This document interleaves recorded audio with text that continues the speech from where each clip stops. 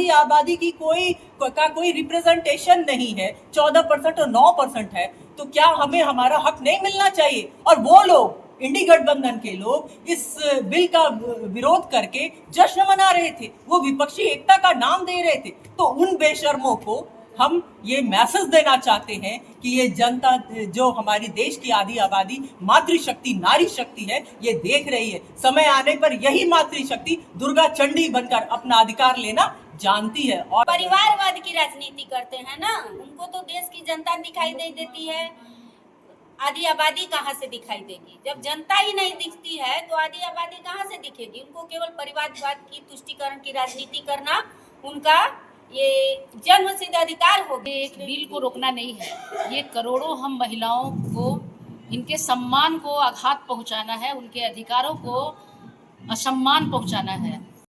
महिला आरक्षण बिल के सदन में पारित नहीं होने के विरोध में बक्सर में महिला मोर्चा की कार्यकर्ताओं ने एक आक्रोश मार्च निकाला। आक्रोश मार्च बंगला घाट स्थित जायसवाल मेंशन से शुरू होकर भगत सिंह पार्क तक गया, जहां शहीद भगत सिंह को माल्यार्पण करते हुए इसका समापन किया गया। महिलाओं ने राहुल तेजस्वी मुर्दाबाद और इंडी गठबंधन मुर्दाबाद जैसे नारे लगाए और विपक्षी दलों को महिला विरोधी करार दिया। इसके पूर्व नगर के बंगला घाट स्थित जायसवाल मेंशन में एक सभा का आयोजन किया गया, जिसमें महिला मोर्चा की प्रदेश उपाध्यक्ष शीला सिंह कुशवाहा बतौर मुख्य अतिथि मौजूद रहीं। सभा में मौजूद महिलाओं को संबोधित करते हुए उन्होंने कहा कि जिस प्रकार से सदन में महिला आरक्षण बिल पास नहीं हो सका, उसे देखकर यह कहा जा सकता है कि कांग्रेस और इंडी गठबंधन के लोग महिलाओं के सम्मान के खिलाफ हैं। उन्होंने कहा कि इंडी गठबंधन हमेशा परिवारवाद की राजनीति में विश्वास रखता है।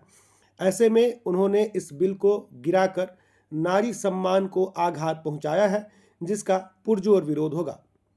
उन्होंने कहा कि आज बक्सर में इसकी शुरुआत की गई है और यह विरोध लगातार प्रदेश के अन्य जिलों में भी जारी रहेगा। आज ये आक्रोश मार्च बक्सर की धरती पर हमारी आधी आबादी अपने हक अधिकार की लड़ाई को लड़ने के लिए आज यहाँ एकत्रित हुए हैं हम सभी। और हमारी महिला मोर्चा की अध्यक्ष कंचन जी के नेतृत्व में आज हमारे बक्सर जिले के विभिन्न प्रखंडों से बहनें चलकर आई हैं। और ये लड़ाई कोई भारतीय जनता पार्टी की लड़ाई नहीं है, ये देश की आधी आबादी की लड़ाई है। ये हर एक दल को करना चाहिए और महिलाओं को उनका हक मिलना चाहिए। और जो ये इंडी गठबंधन के लोग हैं, इनको एक्सपोज होना चाहिए महिलाओं के बीच में। ये कहते हैं कि हम महिलाओं को उनका हक देना चाहते, ये हक बिल्कुल नहीं देना चाहते। ये कोई ना कोई बहाना बनाकर इस महिला आरक्षण विधेयक को ठंडे बस्ते में डालना चाहते हैं। देश के यशस्वी प्रधानमंत्री नरेंद्र मोदी जी ने बड़ा हृदय करते हुए और सभी विपक्षियों से आग्रह किया था कि आप इसका समर्थन करें।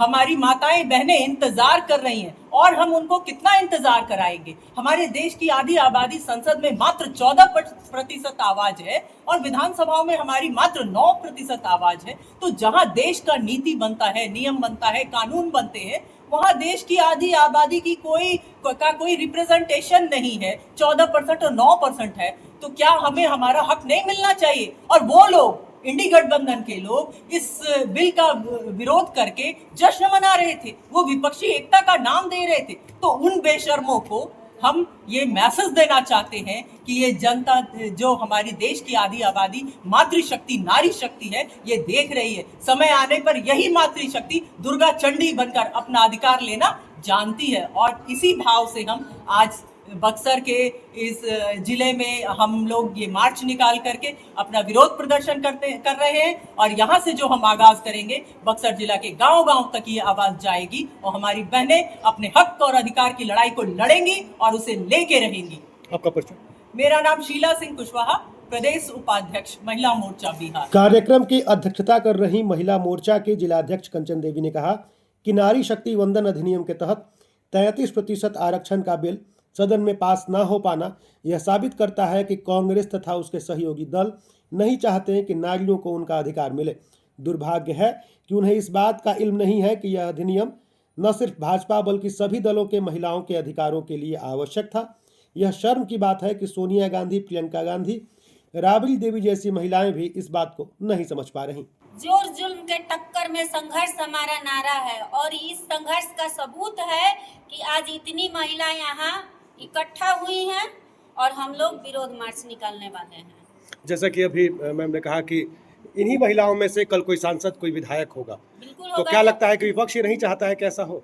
कभी नहीं चाहता है विपक्ष कभी भी महिलाओं को सम्मान जो मिलना चाहिए, जो हक अधिकार मिलना चाहिए, वो नहीं दिया।